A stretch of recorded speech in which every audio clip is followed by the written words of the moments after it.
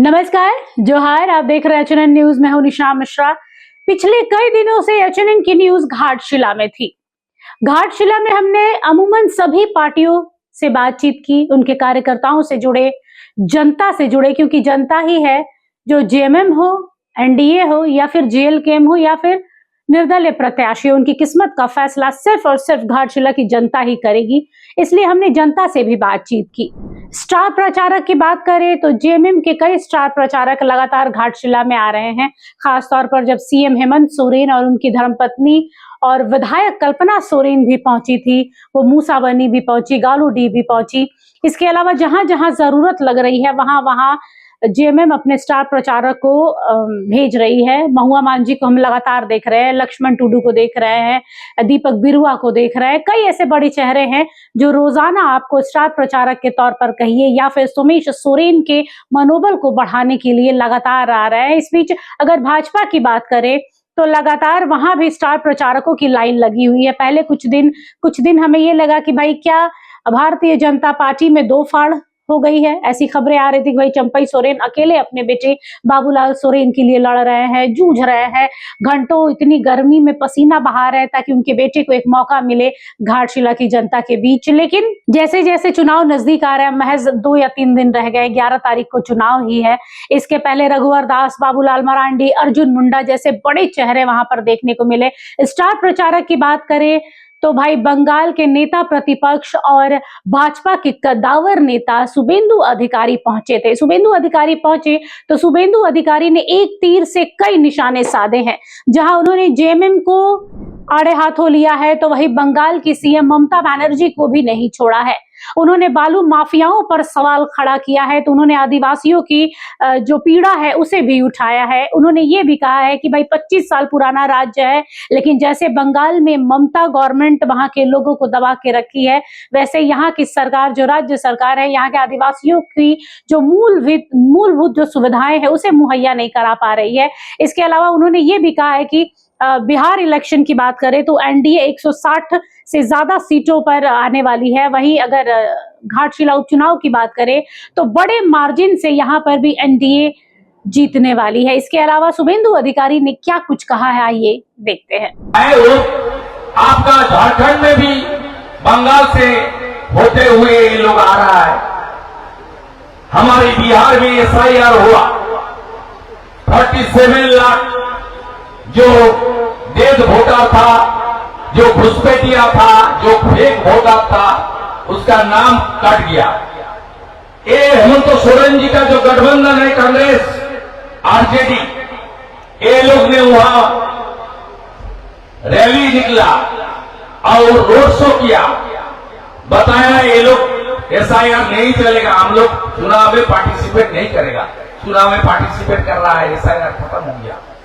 अभी 12 स्टेट में एसआईआर शुरू हुआ 4 दिसंबर से, कहां भी कोई हल्ला बोल नहीं है। बंगाल में बुआ भतीजा का मिছিল चल रहा है, आगे आगे ममता बनर्जी, साथ में उनका टेंटेड भतीजा और पीछे पीछे रोहिंग्या मुसलमान का मिছিল चल रहा है।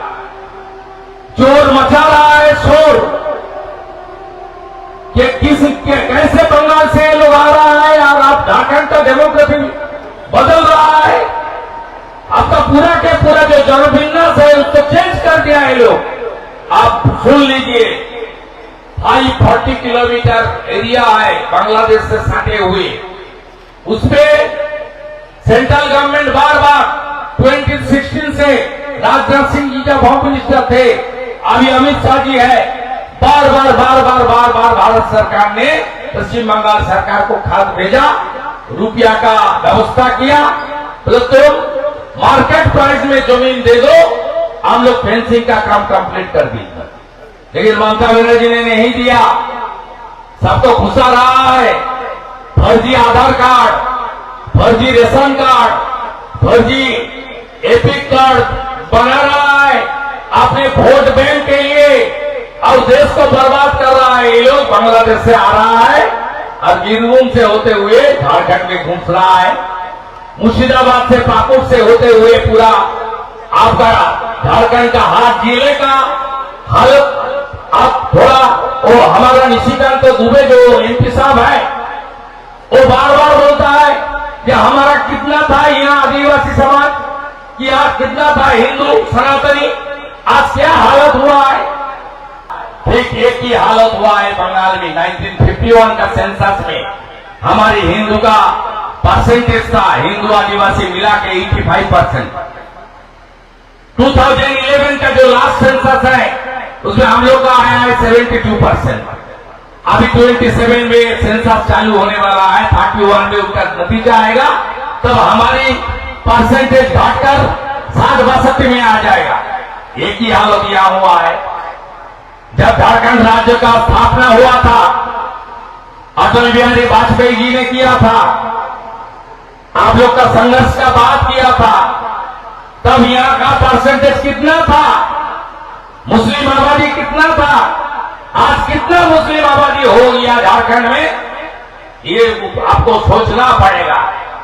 आप लोग को ये घाटशिला का उपचुनाव में एकजुट होकर मोदी जी को सपोर्ट करना चाहिए।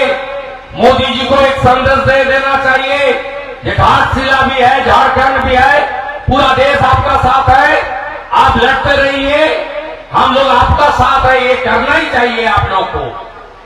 क्या हो रहा है, लैंड जिहाद, आदिवासी को जमीन छीन रहा है। यहां घाटशिला में भी आप देख लीजिए क्या चल रहा है, आचार संहिता है, नहीं तो मैं और भी कुछ बात बता सकता हूं। आचार संहिता खत्म होने के बाद एक बार मुझे बुला लेना। या क्या हो रहा है, कहां से रुपया आ रहा है, कहां से क्या कर रहा है ये लोग, ये जो जमाती है ये लोग क्या कर रहा है, सब मैं बता दूंगा।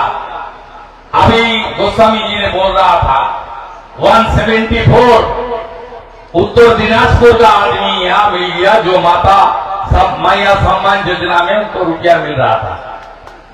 ये लोग कंप्लेन किया, डिलीट हो गया, सब बांग्लादेशी मुसलमान घुसपैठिया बर्बाद। बंगाल को तो बर्बाद कर दिया ही है, झारखंड को भी बर्बाद करने का बात पूरा के पूरा चल रहा है। कांग्रेस आगे है, जेएमएम उसको सपोर्ट दे रहा है, झारखंड बर्बाद हो रहा है, देश की सुरक्षा खत्म हो रहा है। लैंड जिहाद नहीं, ये लोग रिलीजियस जिहाद कर रहा है। रामनवमी का जुलूस के ऊपर पत्थरबाजी, हनुमान जयंती का जुलूस के ऊपर पत्थरबाजी, शिवरात्रि का जुलूस के ऊपर पत्थरबाजी, जगन्नाथ देवता रथ यात्रा के ऊपर पत्थरबाजी। तो देखा आप लोगों ने, ये थे शुभेंदु अधिकारी जो स्टार प्रचारक के रूप में घाटशिला में मौजूद थे बीते दिन, और साफ तौर पर कहा है कि भाई जैसे बंगाल के कई बड़े चेहरे जो हैं उनके ऊपर कई भ्रष्टाचार के आरोप लगे हैं, केस दर्ज है, मुकदमे हैं, तो वैसे ही झारखंड में भी करीब 57 मामले जेएमएम और कांग्रेस के खिलाफ दर्ज हैं। यही नहीं, उन्होंने कहा है कि घाटशिला की जो जनता है उसने अपना मन बना लिया है कि इस बार किसे चुनना है।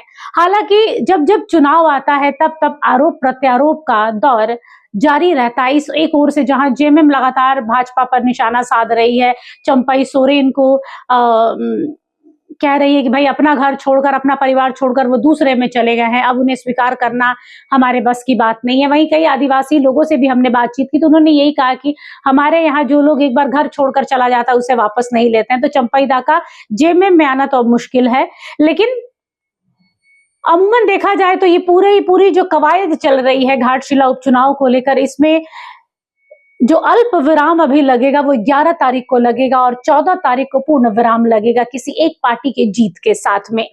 फिलहाल इस खबर में बस इतना ही, लेकिन घाटशिला उपचुनाव को लेकर जैसे जैसे कुछ अपडेट आएगा एचएनएन आपके साथ जरूर साझा करेगा। फिलहाल के लिए बस इतना ही, देखते रहिए एचएनएन न्यूज। नमस्कार। अगर आपको हमारा ये वीडियो अच्छा लगा तो इसे लाइक करें, शेयर करें और हाँ, सब्सक्राइब करना ना भूलें।